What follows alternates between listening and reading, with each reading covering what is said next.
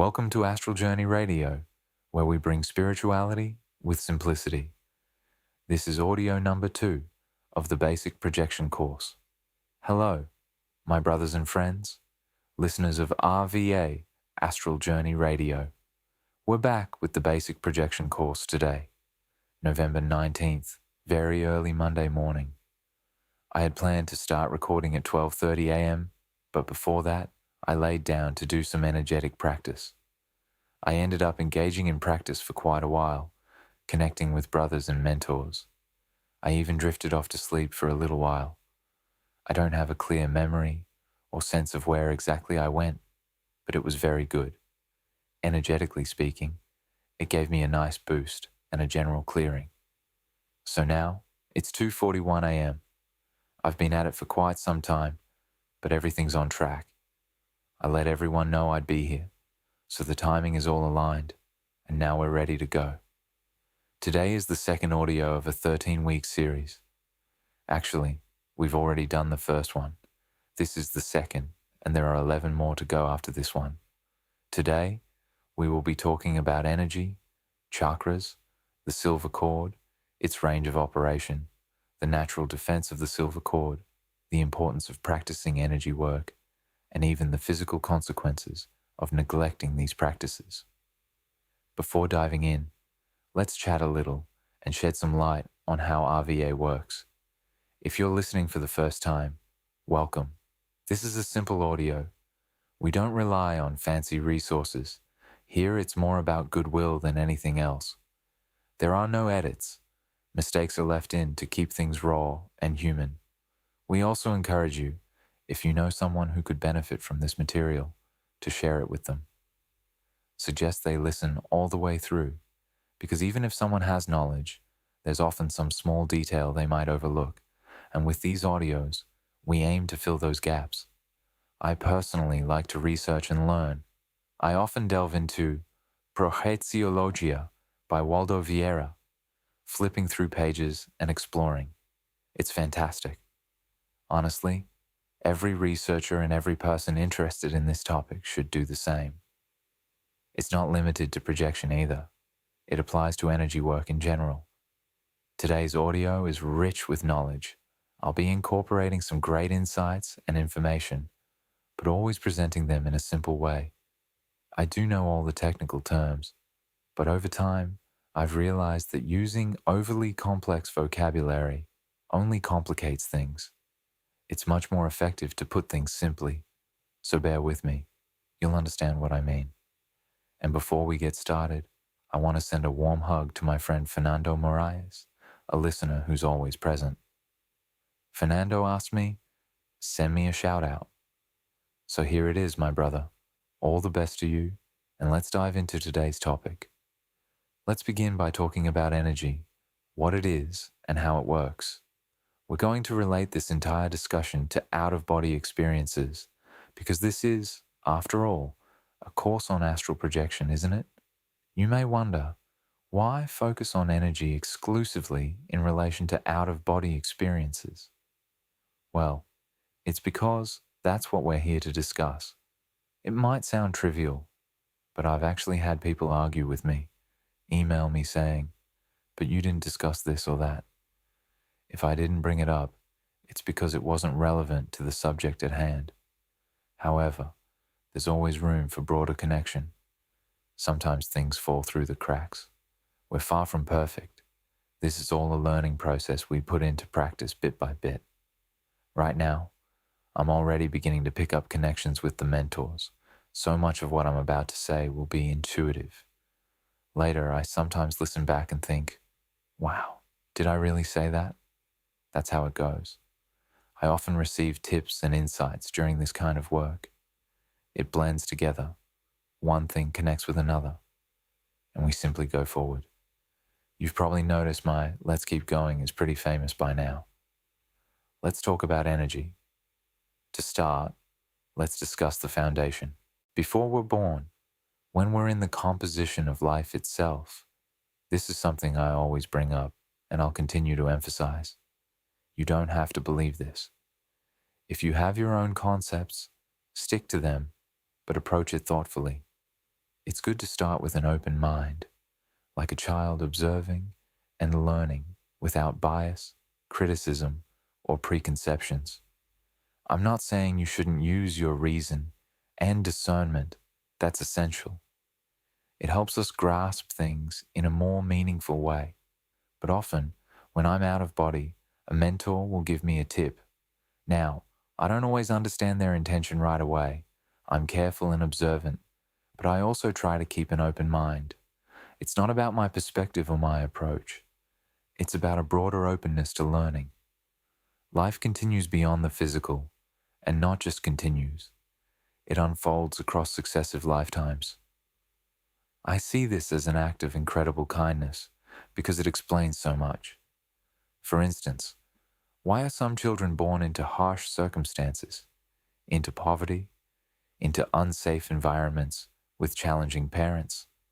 Situations like having a parent involved in crime or a mother engaged in negative behaviors. Why does this happen? Because in another opportunity, that soul might experience a better life, one with greater choices. And those choices are theirs, what they themselves have selected. If you stop to think about it, reincarnation is an incredible gift. Even if you don't believe in it, belief is secondary. What you or I choose to believe doesn't change the essence of it. There isn't one absolute right or wrong way to view it. We're just coming at the same truth from different angles. That's the beauty of it. I mentioned this in other classes, but it bears repeating because this is a specific subject. This energy is placed specifically for that purpose. It is your spiritual imprint, what defines you. Today, I can tell you who you are. If I broaden the perspective, I can, in some moments, sense the chakras of the people attending these classes. But I could say, you are this right now.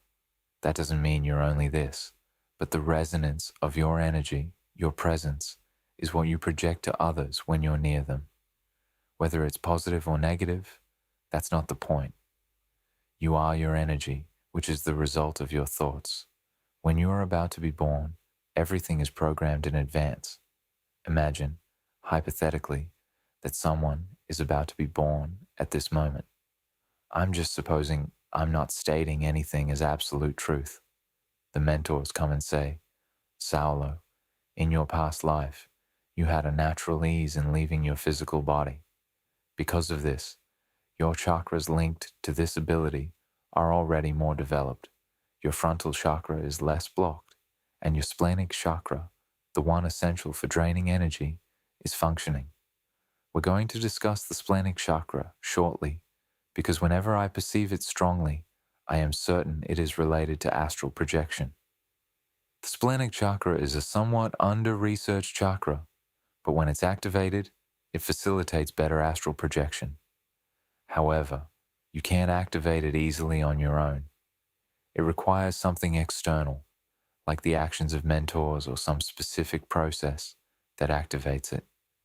This aspect hasn't been fully studied yet. Notably, figures like Waldo, Wagner, and Marco Antonio Coutinho have spoken about it. We aim to understand the sensations and process surrounding the splenic chakra because, on our own, we truly can't manage to open and unblock it easily.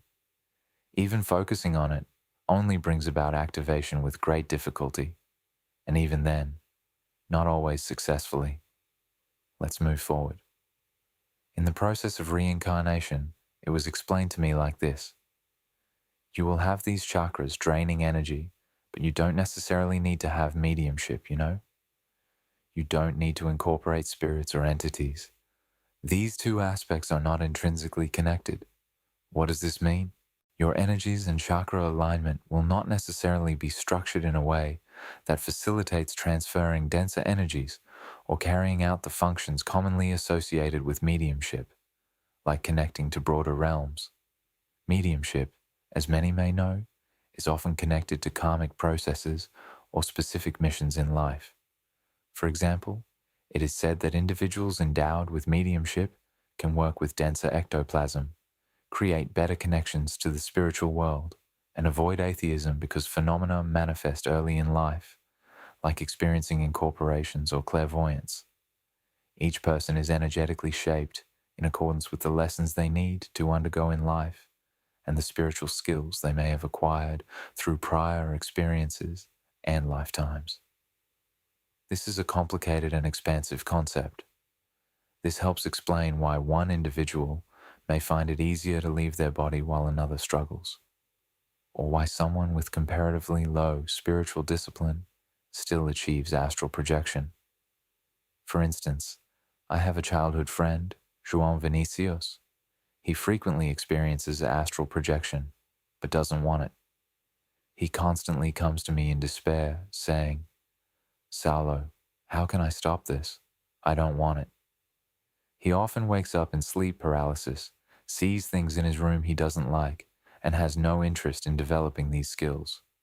He isn't an atheist. He understands spiritual realities because his mother, Donna Celia, who was a loving woman, worked in a spiritist center, as did his sister Nadienne. But as for João, he doesn't want to explore it. Yet, it happens. It's inherent in him. You might wonder, what about free will? Free will is often shaped prior to birth. The soul is aware of the energetic repercussions it's agreeing to face in life before incarnating. The challenges, not just with astral projection, but with broader issues.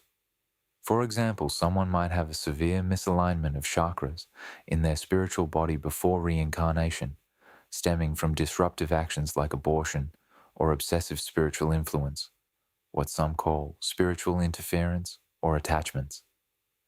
These forces exist. This is why the spirits work to bring the person into life with balanced chakras.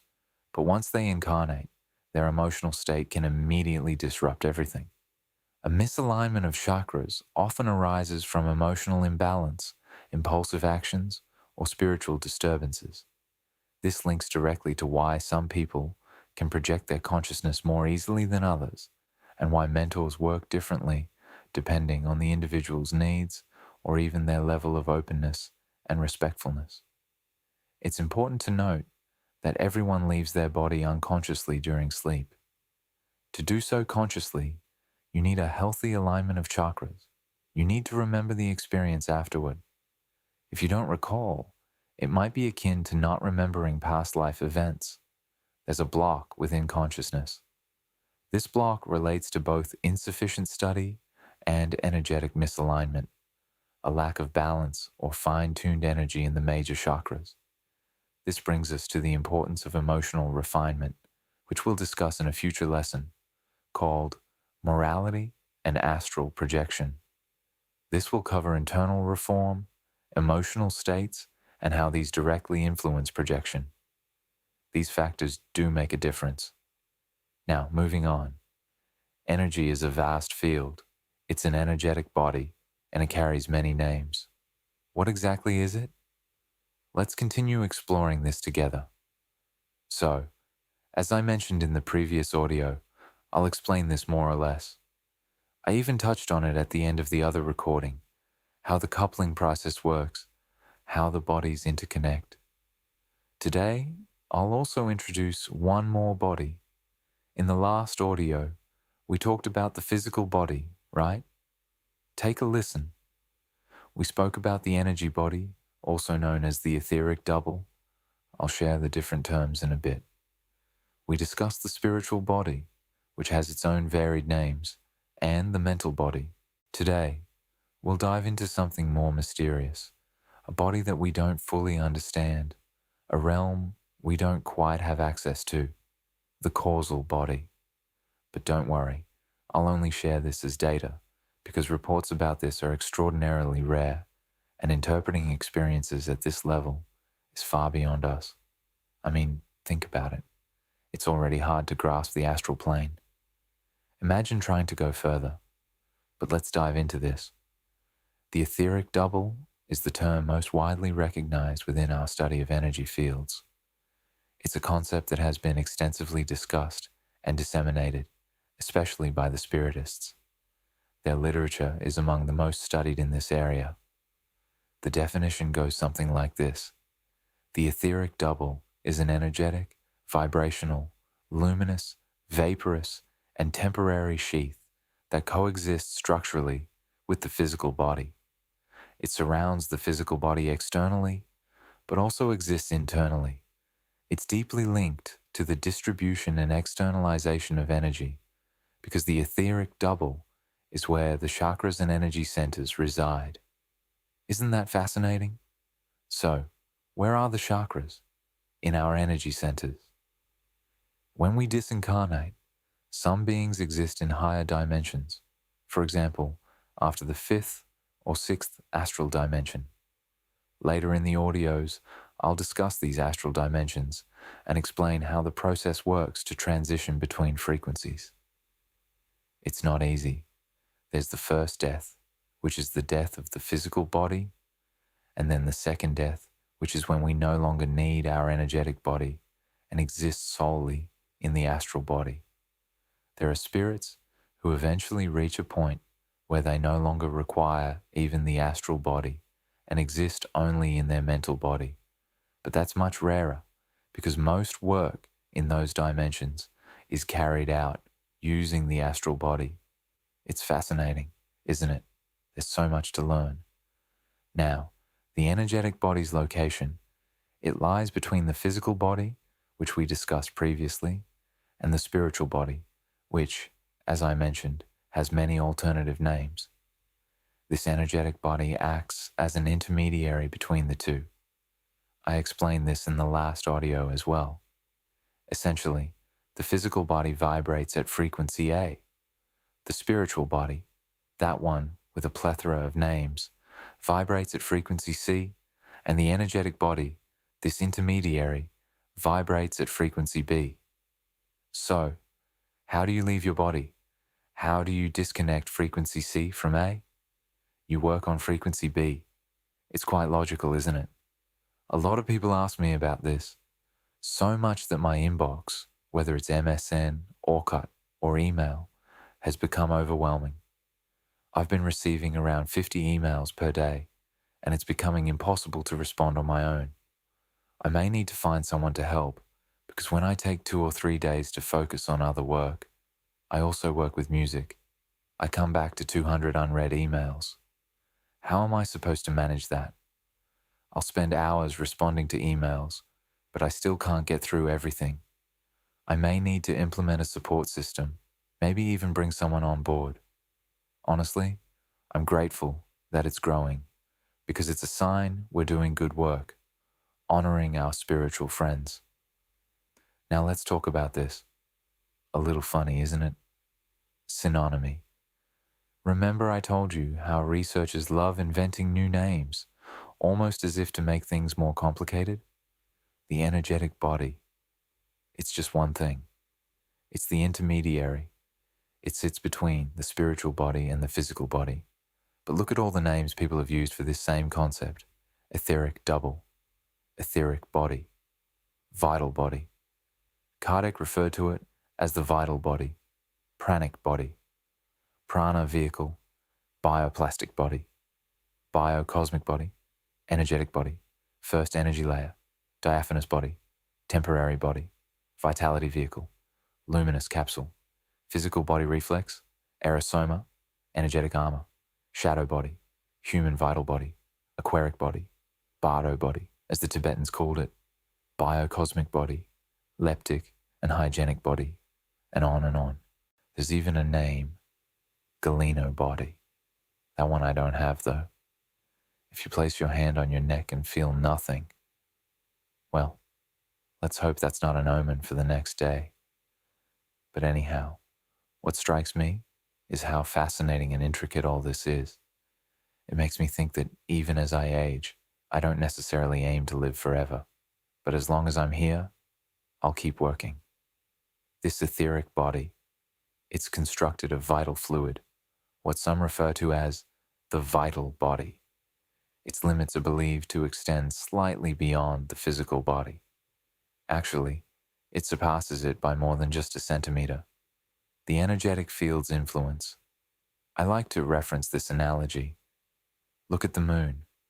When you gaze at the full moon, you see that brilliant yellow sphere, and there's a subtle, glowing aura surrounding it. That glow represents the denser limits of its energy field. Similarly, our energy diffuses outward, forming what we know as our aura. The full reach of that energy is usually around 4 meters away from us, extending, it's about 2 meters, maybe a meter and a half. When we lie down, the body automatically starts to open the aura as part of the natural process of the spirit's liberation. This happens unconsciously. This is a kind of knowledge that's already innate in human beings, in animals. So, the aura opens up more, but they say that naturally, a person's aura spans between 2 and 4 meters. This range of energy grows larger, becoming more faint, until it merges with the whole. And that's where our identity lies, as I mentioned. You recognize someone from there. My dream has always been to see this, to perceive it 24 hours a day, to always know who you're dealing with. And I believe it's true. A person might not inherently carry a certain energy, but they could be going through depression at that moment, and their energetic state might be completely deteriorated. And yes, you can feel it. This aura is like a little battery. We are the ones responsible for it. Here's a tip. For those of you who work on your energy daily, start noticing that the more you develop it, the more you realize its need and the responsibility that comes with it. Because people around you will start. Let me give you an example. I'll soon release an audio talking about attunement. I go into all kinds of places, even the roughest ones. Imagine not just out of body, but even in-body experiences. I'm a musician. I go into environments where people are playing music, drinking, doing drugs. I'm not fazed. Some spiritualists might say, wow, that's such a heavy environment. For me, it's all fine. I go there. The goal is to take my energy, but I don't give it away lightly. You'll notice people with drained batteries, their auras depleted and in need. It accumulates. Their spiritual guides can't completely replenish that energy every day. Their chakras are blocked and misaligned. So when you pass through these spaces, people take a little bit of your aura. This is where the process comes in. You may wonder, am I going to be drained all the time? Yes, that's normal. It's part of life. This is why we need to help raise everyone's vibration, so that one day, everyone is balanced and no one has to take from anyone else. It's more or less like this. Now, regarding the aura's coloration, if you want to see it, you just need to look at someone. You'll notice a plastic-like shape, like a bumpy white light, emerging around them. This is the densest part of the aura, spanning a few centimeters, depending on the person's motivation. Anyone who's relatively focused can see it. This initial step represents just the beginning of energetic clairvoyance. And as for its connection to out-of-body experiences, this aura, this thing I'm explaining to you, that is where the great process of leaving the body resides. This happens every single day. When we go to work, leave the house, interact with others, feel nervous, or even when we eat, our aura renews itself, layering and rebuilding barriers. Our thoughts adhere to it, along with our reactions. That's why when someone gets close to you, you can often tell instantly.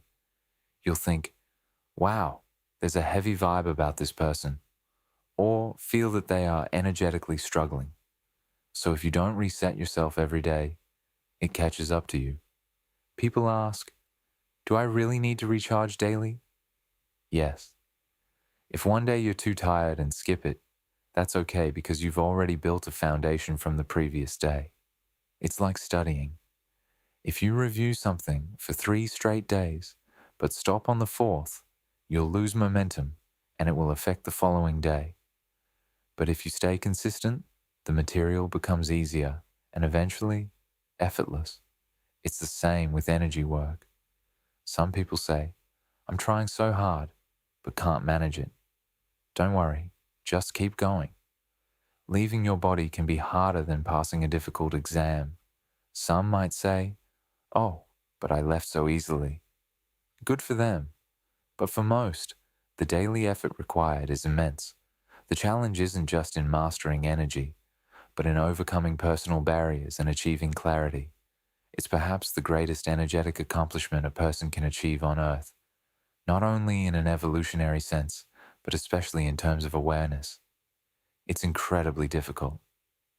We often say here, Salvador has such heavy energy. The spiritual atmosphere here is challenging, partly due to carnival, the festivals, and the historical weight of slavery. The energetic imprint from slavery here is still tangible, tied to the spirits of those who suffered. The abolition of slavery was only 150 or so years ago. Because of that, Salvador has this intense spiritual density. On top of that, where I live, there are even more layers, so much so that while I'm explaining this, I'm cloaked in protection. I never invite my friends to come here. I joke that if someone can leave their body here in Bahia, they can do it anywhere in the world. And it's true. Even Wagner, when he comes to Salvador, he stays in a hotel at Corredor da Vitoria to teach his yearly courses, and he rarely leaves the hotel. He's told me this, and Luciano too. Working with energy here is very strenuous. So, perhaps it's easier in your city. That's one of the reasons Valdo Vieira created the CAC, Center for Higher Studies of Consciousness, in Foz do Iguaçu. Foz do Iguaçu is considered one of the chakras of the earth. It's as if the planet itself breathes there. If the planet is a living being in a certain sense, we don't have a full grasp of this. But they say it's a living being with chakras, and we're like its cells. Some of us are sick cells, like cancerous ones, I don't know, something along those lines. And he created this energy center there, a marvelous place to visit, because the energy processes are easier to perceive there. But here's the thing. If someone leaves their body here in Salvador, they'll leave their body anywhere. If you're in Foz do Iguaçu, for example, it's going to be extraordinary. Imagine having an out-of-body experience in an absolutely unique place like that. Let's move on. Now, let's clarify something. If you don't work on your energy, you will not have an out-of-body experience. It won't happen. Laziness is the opposite of progress when it comes to this practice, because it's a daily process. Just like you sleep every day, you also need to work on your energy every day. Don't get complacent. Try to go to bed a little earlier, take a bath if possible, or refresh yourself in some way.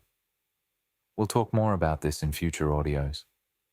But if you're not putting effort into working on your energetic body, forget about projection. At this point, you could just turn this off and move on, because it's not going to happen. Out-of-body experiences are not for the lazy, and it's not something for those who just want quick results. It's not like what some people on the internet make it seem, where you just decide to do it on the spot. Some people come to me and say, "I've been trying for a week and haven't succeeded." And my response is, did you listen to the audios? Did you research anything? 1 week? If you've been trying for just 1 week and managed to have some sort of experience, then you probably already had some natural ease with this. But most people don't. Most people don't yet have a properly trained mind to assimilate what's happening. It's all about balance. I often describe it as a grand examination, like a spiritual or consciousness level exam. If you can succeed in this area, you'll be able to handle all challenges in life, because achieving an out-of-body state demands discipline, understanding, and patience. And the knowledge you gain is something you carry deeply within you. Now let's touch on the concept of the silver cord. We've been talking about energy, but let's take it one step further. The silver cord is essentially an energetic extension, a subtle, fluid connection that links the spiritual body, or astral body, or perispirit, as some terms refer to it, to the physical body. It's an energetic thread. When we leave our body, our energy expands outward. It's as though countless strands of energy separate and together create this cord. Interestingly, this idea of a silver cord possibly appears in the Bible. There's a passage in Ecclesiastes, chapter 12, verse 6, that says something roughly like, "Before the silver cord is severed and the golden bowl is broken." It's quite curious to think about, right? The term silver cord is often used by individuals in spiritual studies, but the concept of a golden cord also exists. The golden cord refers to the connection between the spiritual body and the mental body. It's fascinating, isn't it? And it's worth noting that concepts like these aren't new. Ancient texts hint at such understandings as well. I've joked about this before, but can you imagine if Jesus had said something along the lines of, "Come to me, all of you who wish to experience projection"? Today, the practice of projection would be much more widely recognized. It would be all over the Gospels. Maybe people would be preaching about out-of-body experiences, saying things like, "Leave your bodies, my brothers. Let's soar through the dimensions. If you haven't reached the seventh dimension, you're far behind." It'd be hilarious to see how much more spiritually evolved humanity would be by now. But, of course, Jesus already struggled to communicate the simplest truths about consciousness back then. The poor man was already misunderstood. If he had started talking about things like projection, he might have been labeled a madman even sooner. But that's just a bit of lighthearted joking. Don't take it too seriously. Now, back to the topic.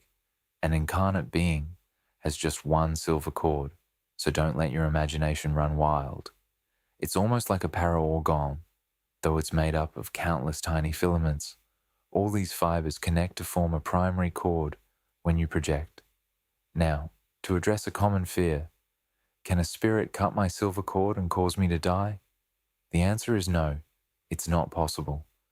The silver cord is an energetic structure. It's not a physical thread that can be severed in that way.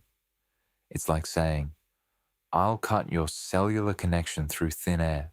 It's absurd.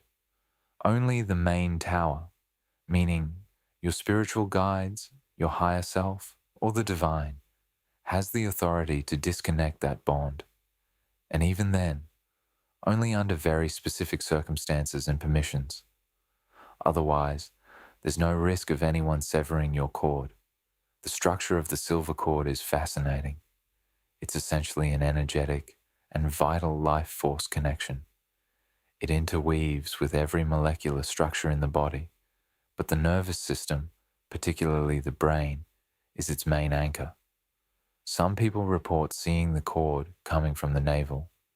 Others see it connected to the back of the head, and this variety in perception is quite intriguing. This depends on the energetic capacity of each person. There are indeed situations where the energy may exit from the navel because it's not very clean.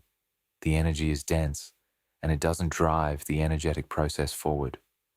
When it happens this way, the silver cord tends to exit from the denser areas, but that doesn't mean that the navel is its primary seat. Its central seat is actually located at the back of the neck, emerging from the main part of the central nervous system. The color of the silver cord seen by those who manage to perceive it, such as advanced projectors, varies from person to person, although a shiny appearance is more common in those who project consciously. You've probably heard those stories about angels with wings, right? Where people report seeing a spirit that looks like it has wings. Researchers say that when projectors leave their bodies, their silver cord becomes longer, and the more consciously they exit, the brighter it appears. For instance, there's a section in the book No Solar, where Andre Louise describes such an encounter. Let me find the audio clip for you so you can listen. I'll be right back. I hadn't planned this, but it's worth sharing. I'll look for it now. In the audio, Andre Louise narrates, "What I saw made my blood freeze in my veins. Two massive figures, with a terrifying appearance, approached me quickly. They seemed like men, but made of some strange, semi-luminous material. Strange filaments dangled from their arms and legs, and from the head stretched an exceptionally long thread. I immediately identified them as horrifying ghosts. I stood there paralyzed with fear. After gathering enough strength, I managed to dash back to the building, trembling with fright, my hair bristling from sheer terror. Breathless, with wide open eyes, I began to recount what had happened to Narcissa, the nurse. She listened attentively, but responded in a way I hadn't expected. She laughed. "Forgive me, my friend, but it's so funny. It's been a while since I've seen fear written so clearly on someone's face. Didn't you recognize those figures?" "Recognize? All I saw were two ghosts," I replied. "Calm down, Andre," she said. "I've been startled by the same thing in the past. But look, it's already past midnight. The Samaritans will be arriving by the main gate soon. Let's head back. Look, Andre, there go the two figures. Now they're moving away from Nossolar. They're bathed in blue light, probably two highly elevated messengers, incarnated on Earth." "Incarnated on Earth?" Andre asked.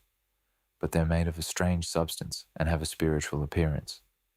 "Yes, they are truly spirits, Andre, powerful spirits currently incarnated on Earth, fulfilling some redemptive mission. As noble initiates in eternal wisdom, they've mastered the ability to temporarily leave their physical body, freely traveling between different planes. The luminous filaments and threads you noticed are special characteristics that differentiate them from us. Those who are spiritually advanced enough to journey to the spiritual colonies are usually extraordinary beings, often humble and obscure on Earth. It's interesting, isn't it? It makes us reflect on how extraordinary these spiritualized beings are, many of them so humble in life. But let's bring the discussion back to the silver cord. The energetic repercussions are simply beautiful.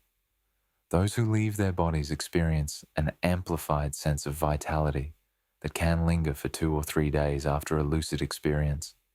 It's truly fantastic. The joy, the clarity, it makes you feel lighter, more tranquil. You gain this unshakable certainty that life continues and that you're part of a much bigger process. After living something like this, you treat your body with more care and respect. You start to see it like the clothing of your soul, temporary attire that serves you for now, and you want to cherish it. You feel the drive to care for yourself, to live with intention, to serve others. It's beautiful. And honestly, you can feel this energy every day. Every day, you can step outside your body with renewed enthusiasm for life. And if, during one of these out-of-body experiences, you find spirits who are startled by your presence, don't be surprised. It happens. There have been so many times when I've been outside my body and spirits reacted with shock, running away from me. Why? Because being consciously outside the body is entirely different. When your energy is clear and your brightness shines, that clarity causes a powerful reaction. Your energy makes an impression, bright and vibrant. When you practice often, your energetic presence becomes magnificent. People enjoy being around you, but with this comes responsibility. Having good energy has its repercussions, like ethical accountability, for instance. It's all connected. You can't truly be a luminous, positive presence without being ethical, mentally, spiritually, and in your actions.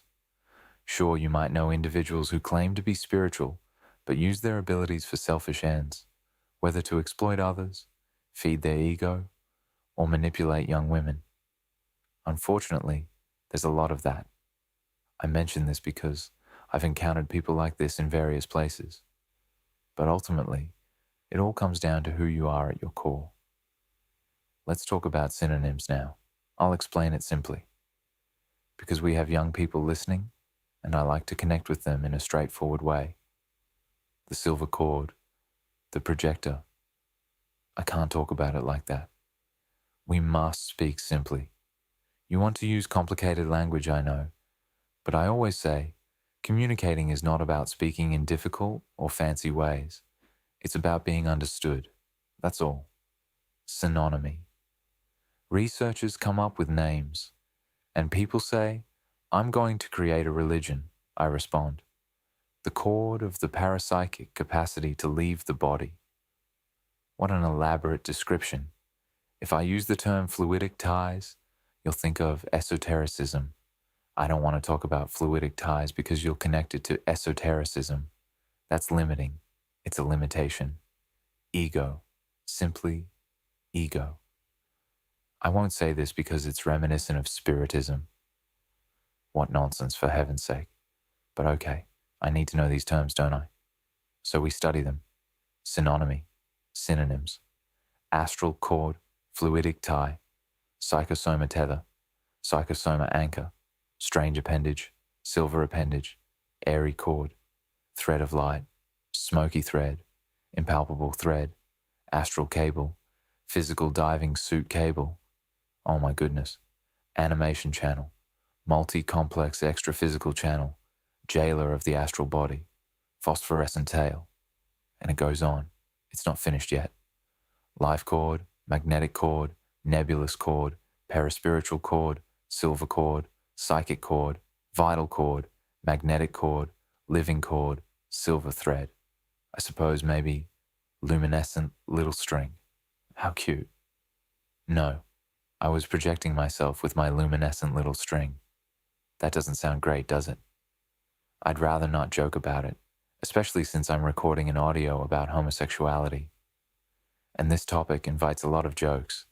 People saying, oh, gay. Let's not delve into that right now. We'll talk about it another time. A luminescent little string is too much. I don't have one of those. Perhaps a big silver cord, the macho kind of cord. What nonsense, for heaven's sake. Let's move on. Really, let's keep going.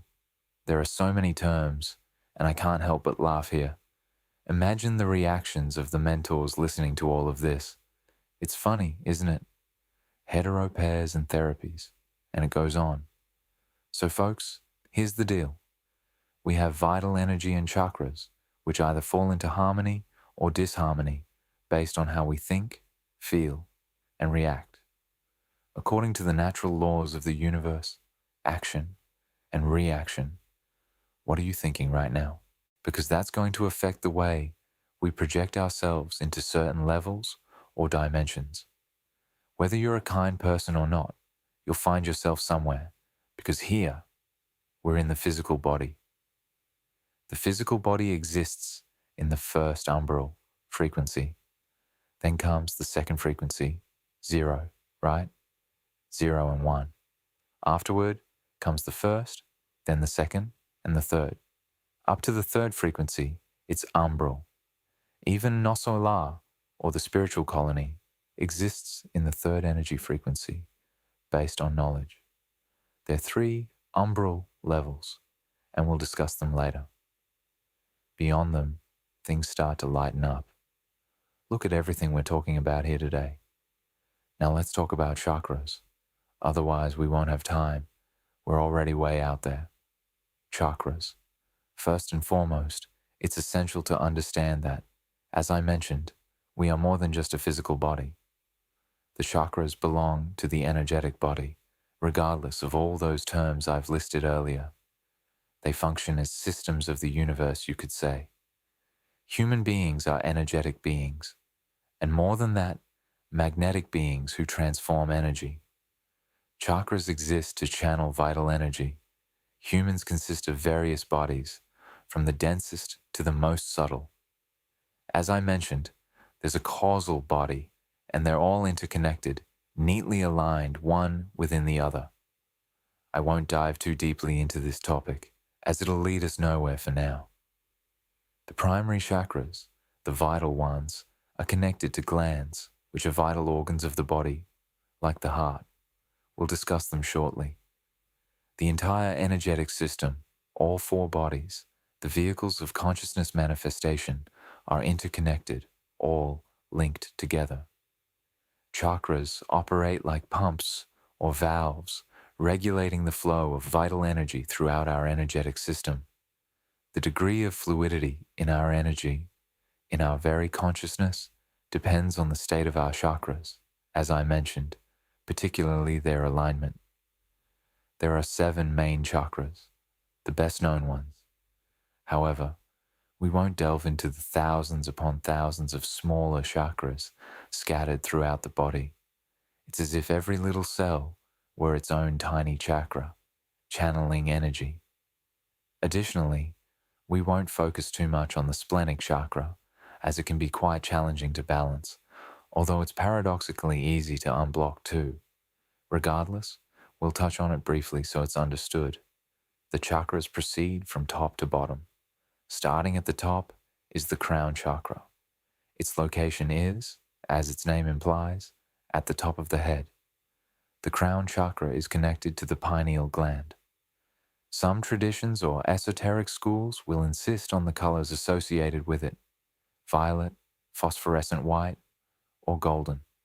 This last color represents a yellowish hue associated with the reflections and thoughts of wise thinkers, as people often say.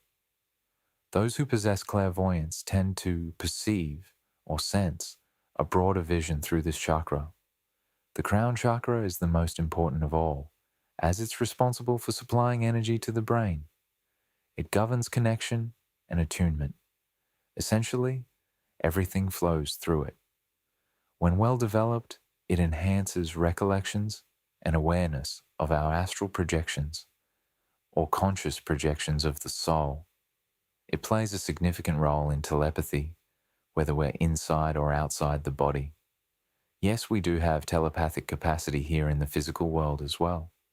It's fundamental for mediumship, states of expanded consciousness, reception of elevated themes, intuition, and inspiration of a higher nature. This chakra is the gateway for cosmic energy, where we receive eternal energy. It's especially active here. Moreover, the complete technique, which we'll continuously reference throughout the audio, is very critical. There's a specific exercise connecting the crown chakra and the frontal chakra, which is the next one we're about to. Understanding the energetic process of this chakra is key. I'm sharing this so we can gain insight, but let me clarify. It's not crucial to have an extensive knowledge of this topic. What truly matters for projection is practicing energy work, familiarizing yourself, at least roughly, with where it's located. The frontal chakra is located on the forehead, in the center of the brow. It's connected to the pituitary gland. Its color is typically bluish-white, yellowish, or slightly green. This varies between individuals. This chakra is responsible for energizing the eyes and nose. When well developed, it enhances clairvoyance and intuition. Sometimes its activity creates a sensation of pressure on the forehead, or warmth, almost as if you feel a finger pressing there. You know that feeling, right? This is an important chakra to keep unblocked if you're seeking to step out of your body for energetic projection. It's the one that often signals whether you're in balance or not. It's like a sort of internal alarm system. Whenever you lie down and prepare for projection, you should actively try to feel this chakra. The frontal chakra only allows your physical body to sleep when it's working well. It should be pulsating on your forehead. Feeling that pulse shows it's operational and energizing. If it's not functioning properly, it might be blocked due to emotional states, daily stress, or even energy vampirism at work or at home. Still, don't let that worry you. These are natural parts of the process. Speaking of vampirism, many people are terrified of energy vampires, but here's the thing. We've all played the role of one at some point. When you're feeling drained and get close to someone with a robust aura, you might unconsciously start absorbing their energy. Now, let's talk about the throat chakra. This chakra is located at the throat and linked to the thyroid gland. Its colors can range from light blue, lilac, white, silver, or pink. Understanding the colors is a matter of study. It's more symbolic than practical. The throat chakra energizes the mouth, throat, and respiratory system. When well developed, it facilitates psychophony, the ability to channel external voices, and clairaudience, hearing beyond the physical realm. It's also considered an energy filter. It prevents emotional energy from reaching the chakras in the head. This is the chakra responsible for creative expression and communication. Here's something significant to note. Individuals who struggle with effective communication often have an underdeveloped throat chakra. What's more, this chakra acts as a barrier connecting to the sexual chakra, the most powerful energy center in our bodies. It rigorously filters energy moving upwards from the sexual chakra to prevent it from flowing into the frontal or crown chakras, which are associated with subtler energies. Think of it like this. In the spiritual realm, denser energies can only ascend so far. Eventually, only lighter energy moves upward. The same principle applies here. There's also a correlation between sexual energy and communication. People who are more communicative tend to have an equally active sexual energy. This shouldn't be misunderstood to mean they're promiscuous. Not at all. It's more about an openness, ease, and balance in their energy flow. Meanwhile, shy or reserved individuals often experience blockages in both sexual and throat chakras. Next is the heart chakra, which sits at the center of the chest, linked to the thymus gland. Its colors are typically green or gold. Many mistakenly think of the heart chakra as red, maybe influenced by images like those famous golden arches, but that's not the case. Keep in mind that its colors are typically seen by clairvoyants and marked by symbolic associations with stones or crystals. There's value in these beliefs, as long as they contribute positively. If it helps, why not give it a chance? The heart chakra is responsible for energizing the cardiovascular and respiratory systems. It's a channel for processing emotions, acting as the central intermediary between the dense and subtle chakras, bridging the higher and lower energy centers. Because of its pivotal location, any emotional imbalance reverberates here, leaving a noticeable impact. It's no surprise we feel that pang in our chest after a shock or emotional upset. This chakra's sensitivity encapsulates the turmoil. This energy center is essential for emotional equilibrium. When someone has stable emotions, everything else seems to flow harmoniously. A well-developed heart chakra becomes a channel for love, facilitating spiritual work and support for others. When there's a blockage, however, symptoms like depression, anxiety, irritation, or chest pain may emerge. If you're feeling down, thinking, "I feel so off, I'm finished," don't give in to that kind of self-talk. Never surrender to negativity like that. We'll delve deeper into issues like depression in upcoming discussions. It's already been dubbed the illness of this century, even though the century is only beginning. Let's explore that together soon. All right, so here's what we're going to do. We won't dive too deeply into this right now, but don't stress yourself out. And please, never complain. Don't do that to yourself. It doesn't help. Instead, think positively. Everything changes when you do, no matter how difficult it might seem. Now let's start with the umbilical chakra. Its location is about 1 centimeter above the belly button, and it's linked to the pancreas. Its associated colors are yellow, strong green, and red. This chakra is responsible for energizing the digestive system and is considered the chakra of lower emotions. When it's blocked, it can cause nausea, fear, or irritation.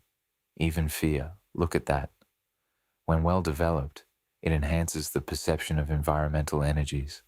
This chakra is especially significant if you're working on projection techniques. At the peak of a full projection technique, there's a specific energy exteriorization through the umbilical chakra. Why? It helps with the process of overcoming fear, since it opens you up slightly to stronger emotional energies. Additionally, this chakra plays a role in the energetics of release. Sometimes people get too dense in this area and become stuck in their physical body.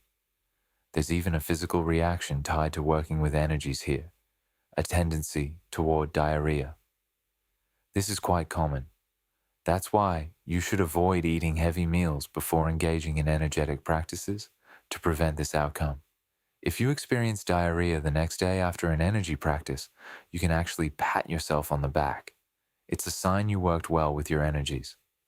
Moving on, we have the sacral chakra, located in the lower abdomen. It's linked to the testicles in men and the ovaries in women. Its colors range from orange to purple to red, depending on circumstances. This chakra is responsible for energizing the sexual organs. When blocked, it can lead to sexual impotence or a lack of enthusiasm. Now, you might think these things happen naturally after turning 60, since over time, our vital energy weakens. Our body starts slowing down its functions, and people often turn to things like Viagra, thinking that'll make a difference. It doesn't, at least not in terms of energetic flow. When overexcited, this chakra generates intense sexual desire. A well-developed sacral chakra improves the functioning of other chakras and helps awaken Kundalini energy. It's also the chakra of sexual exchange and joy. As I've mentioned before, this is one of the most dominant chakras. It significantly influences our energy, our society, the way we think, dress, and act. It's a broad topic, and I plan to discuss it in detail in another session, focusing on projection and sexuality. For now, we'll leave this as something to look forward to later. Next, we have the base chakra, located at the base of the spine, connected to the adrenal glands. Its color is a strong, vibrant red. This chakra is responsible for absorbing Kundalini energy and directly stimulating physical energy and blood circulation. Now, let's move quickly to the splenic chakra, located above the spleen. Interestingly, unlike some other chakras, it doesn't have a direct connection to any specific gland. It presents a variety of colors, predominantly pink, yellow, and light green. The splenic chakra is responsible for energizing the spleen and is considered a dynamo for the human body. Through this chakra, a portion of the ambient energy enters the system. A well-developed splenic chakra supports the release of the etheric double and enhances psychic abilities, as well as the separation of the psychosoma for consciousness projection. Whenever you feel the splenic chakra activating, you might experience a strong energetic release. This is true. It feels like an expansion or ballooning effect. We'll explore this more in future sessions dedicated to projection symptoms. Now let's quickly address the activity field of the silver cord to wrap up for today. This is a topic I'll get into further in upcoming sessions. For a simplified explanation, the activity field of the silver cord essentially refers to the size of your aura. Think of the moon. When you look at it, there's that glow around it that fades outward.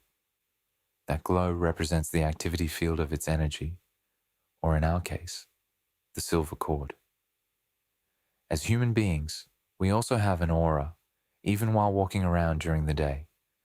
When you're lying down to sleep, though, the activity field of the silver cord expands, ranging from about 4 to 8 meters. At that time, your aura becomes very dense, like a protective bubble around your body. This bubble is activated naturally when you lie down. When you leave your body during projection, part of your energy stays behind in the body, while another part ventures outward. The body locks itself, so to speak, as a natural defense mechanism. This protection prevents other entities or spirits from occupying your body while you're away. Now, here's a practical tip. When you're experiencing sleep paralysis or preparing to project, avoid staring at your physical body for too long. If you do, it will pull you back in. It's like a magnet. Admiring your physical body is fine, but do it when you're returning, or observe it from a distance. Instead, turn around and move away immediately. The farther you get from the physical body, the easier things will feel. And don't worry about not being able to return to your body. That's not possible. In fact, the challenge is often staying outside the body because the natural pull to return is so strong. When you think about your ear, you're back. If you think, I want to return, you return. Consciousness commands it. Even an unbalanced thought, a sudden fright, anything will bring you back. In this realm of activity, it's the resonance of our energy, and you should get away from it as quickly as possible. There's not much more to say about it, except that many dreams occur within this range. Those dreams where we're flying, some of them like we're floating inside a bubble of water. Those are dreams within this realm. It's not actual flying. Then there are the heavier dreams, like when you try to run but can't, when you feel so slow and think, what's happening? That's when you're dreaming in this zone or in a very dense spiritual dimension, or your energy outside your body is really low. The silver cord plays a part here. It has this pull to it. It's as if it's charged with 1,000 volts, vibrating and swaying all over the place. So you need to distance yourself, especially if your energy is heavy. That can make it even harder. So, this is a brief introduction to the silver cord's realm of activity, just a little glimpse into the topic. That's the tip, and I'll leave this information with you now. My brothers and sisters, we mustn't take too long. Remember, we need to wrap this up in an hour. I'll finish by playing a little mahjong and reflecting on everything we've talked about today. And just so you know, in the next audios, next time, which will be audio number 3, we'll discuss projection symptoms and energetic sensations. We'll talk about what happens when guides or helpful spirits are present. We'll dive into that, along with the concept of the vibrational state and what's called autobiolocational consciousness. We'll explore the presence of guides, focusing more on that next week. Today, you've had a small introduction, just a glimpse. I'll probably end most audios with this reminder. This is not a basic course, nor is it a complete one. There will always be something missing. Study, research, go to websites. There's so much information from so many people. Check out places like IPPB, ipp.org.br. Listen to Vale's audios, explore IBF or Medeiros' website at institutomadeiros.com.br. Visit ipc.org.br. Seek information and educate yourself. There's so much good material out there. You'll find lists online, Yahoo groups like Viagens Astrais, Voadores, and so many others where you can learn. There's also GVA, viagenstrais.com.br, which is our forum. It's not better or worse than any other. We're all brothers and sisters in this. The issues that arise are human in nature, and as you start studying, approach it with an open mind. Don't get stuck on details. You might hear someone say frontal chakra, and another might call it fronto chakra, or they might say cardiac instead of cardia chakra. What does it matter? It's just terminology. Don't let that hold you back. Set yourself free. Projection is about freedom. It's about clarity. And clarity means thinking freely, thinking calmly. When you're practicing energy techniques, there's a state called hypnagogia. It's that phase between wakefulness and sleep where dreams start to unfold. This state is rich with experiences, and you'll need a sense of humor and freedom to navigate it because so much can happen. Just exploring this energetic process is already fantastic. To those who are eager to leave their bodies, I say, enjoy that early stage. It's such a gift. I feel nostalgic for those times when I was young and would lie down, just starting to experiment. It feels like it was 90 years ago, and I'm only 30 now. I remember the joy of practicing energy work, of trying to leave my body. I remember feeling my house, sensing spirits sitting on my bed, the movements, and the fear. Today, that fear is actually fun. It's enjoyable in its own way. You think, wow, I've lost that fear. But in the end, it was part of the journey, and you kind of miss it. Cherish this time with peace in your heart. It's a gift that you can nurture for the rest of your life. Think of it as something precious. Leaving your body, working on your energy. This is such a fulfilling part of life. And those who work with their energy often find not only wonderful out-of-body experiences, but also physical and emotional balance.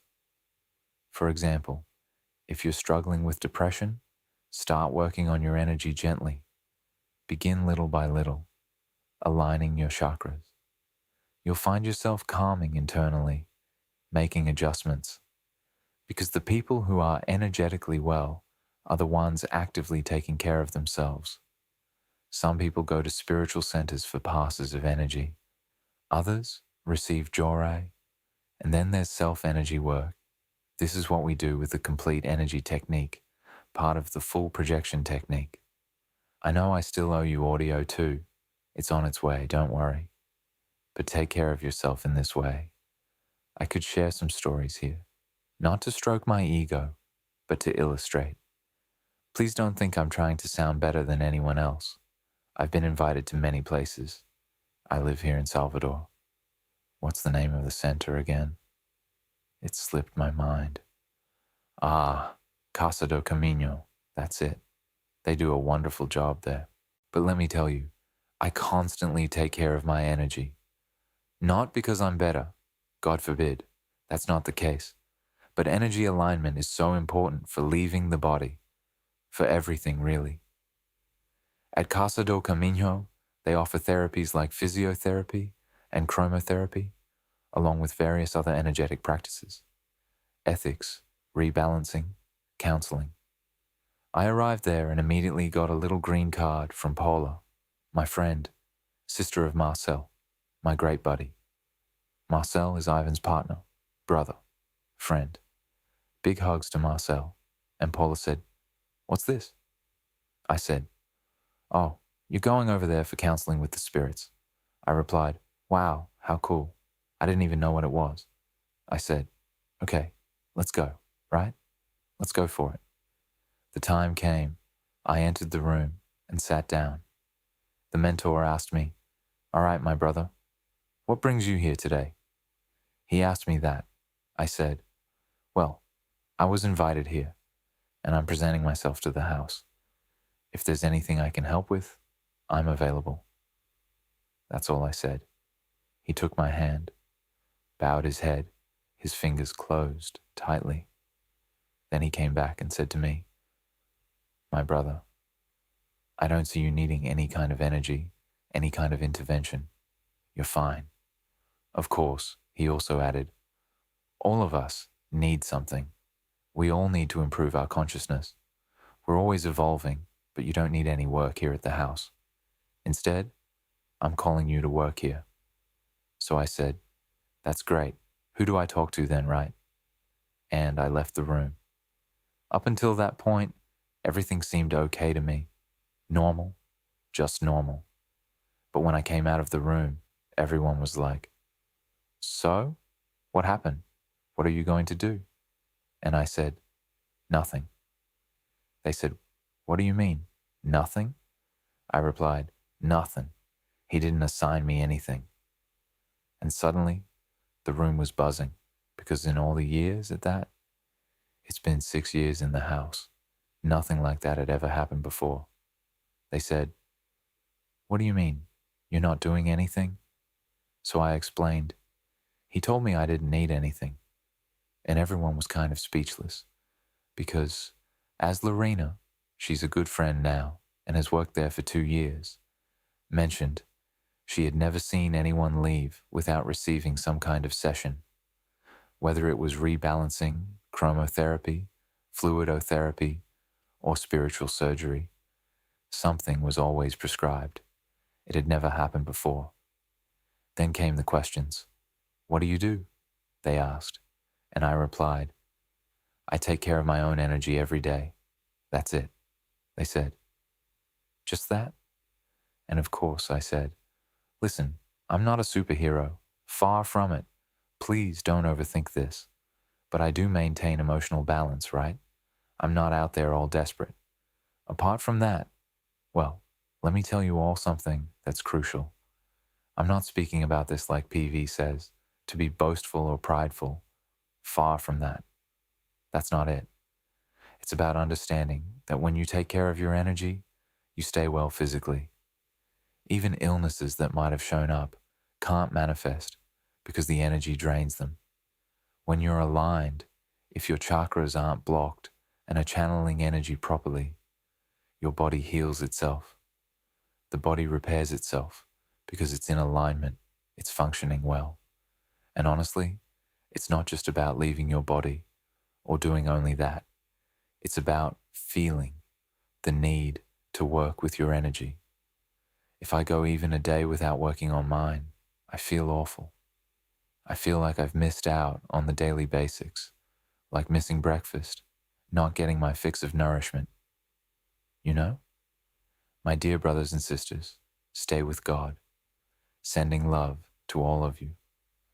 I hope this was straightforward and as clear as possible, that what I said here was well communicated.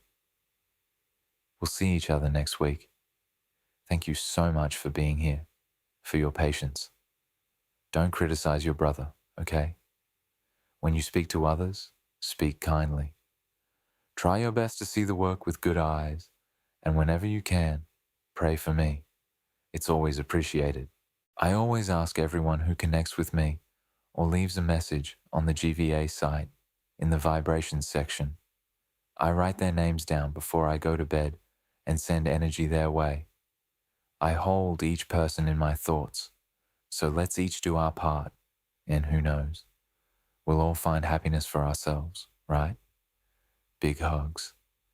Stay with God, and until next time.